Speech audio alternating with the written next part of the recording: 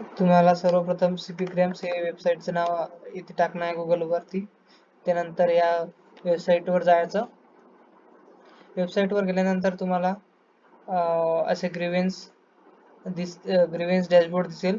Me log in केला आहे अगोदर, त्याच्यामुळे मला आता लॉग इन करायची गरज नाही आहे. तुम्ही लॉग इन जर केलेलं नसेल तर तुम्ही अगोदर लॉग इन करू शकता. त्यानंतर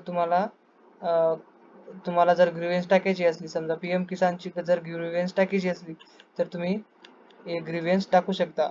इथे लॉज पब्लिक ग्रीव्हन्सवरती जाऊन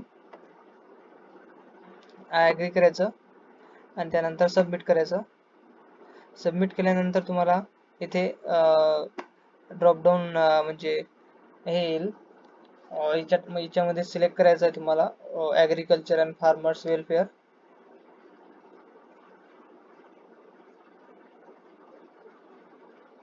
सिलेक्ट केल्यानंतर तुम्हाला इथे कॅटेगरी निवडायची आहे. कॅटेगरीमध्ये तुम्हाला कोणती कॅटेगरी आहे तुम्हाला समस्या आहे त्याच्यामध्ये इथे आपण PM किसान रिलेटेड इश्यूजवरती क्लिक करू. क्लिक केल्यानंतर तुम्हाला नेक्स्ट लेवल ॲक्टिव्हिटी PM किसान बद्दल टाकायची असते. तुम्ही इथे कोणती पण कॅटेगरी निवडू शकता. तुम्हाला जो प्रॉब्लेम असला PM किसानचा, तो समजा benefits received in wrong account number किंवा दुसरे काही. आपण इथे stoppage of instalment after issue of few instalment येथे क्लिक करू. येथे तुम्हाला तुमचा ग्रीव्हन्स टाकायचा आहे, म्हणजे तुमची तक्रार लिहायची आहे थोडक्यामध्ये.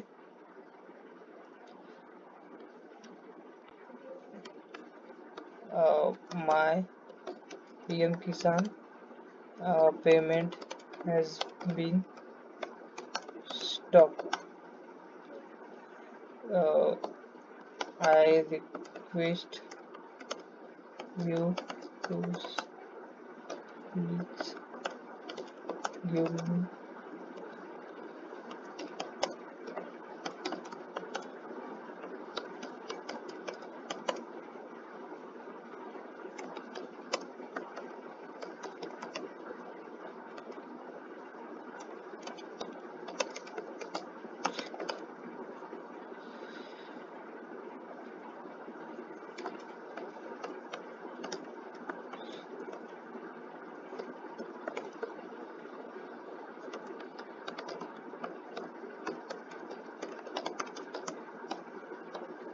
आधार नंबर टाकायचा आहे तुम्हाला.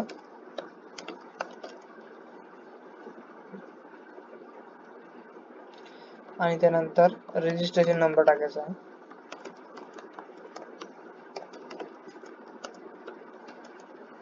आणि थोडक्यात तुमचं नाव लिहायचं आहे. ॲड्रेस टाकू शकता तुम्ही. त्याच्यानंतर झाले. बस. अजून तुम्ही याच्यामध्ये थोडक्यात तुमची तक्रार टाकू शकता, काय कशाबद्दल आहे, काय तुम्हाला प्रॉब्लेम असल्यास तो टाकू शकता. इथे खाली तुम्हाला फाईल टाकायची असते. तुम्ही एखादा PM किसानचं स्टेटस किंवा काही बँकेचे प्रॉब्लेम्स असतील त्याचा स्क्रीनशॉट काढून टाकू शकता. येथे मी एखादी फाईल टाकून दाखवतो.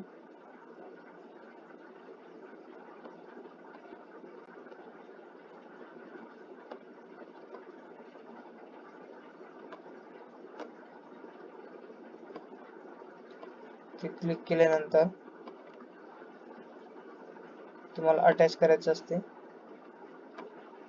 नंतर नेक्स्ट करायचं आहे तुम्हाला.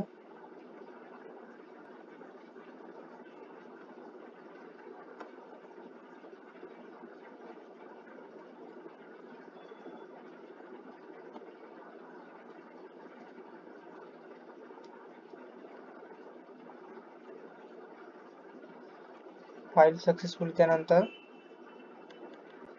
तुम्हाला जर तुम्हाला काही याच्यामध्ये बदल करायचा आहे तर तुम्ही नावामध्ये बदल करू शकता. त्यानंतर फोन नंबरमध्ये चेंज करू शकता. त्यानंतर हे कॅप्चा टाकून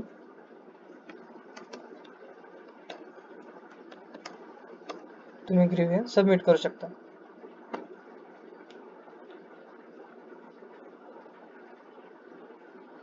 ते बघू शकता तुम्ही ग्रीव्हन्स सक्सेसफुली रजिस्टर झाले आहे आणि तुमचा ग्रीव्हन्स नंबर हा तुम्ही सेव्ह करून ठेवू शकता. तुम्ही याचा वाटल्यास तर तुम्ही स्क्रीनशॉट पण घेऊ शकता. आणि आता नंतर व्ह्यू स्टेटस ग्रीव्हन्स डॅशबोर्ड मध्ये जायचं.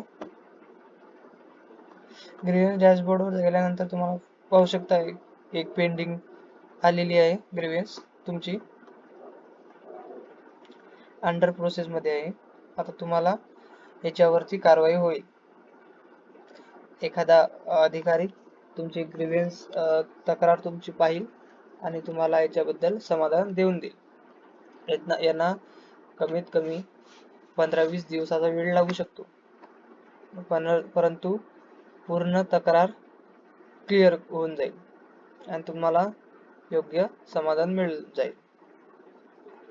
धन्यवाद.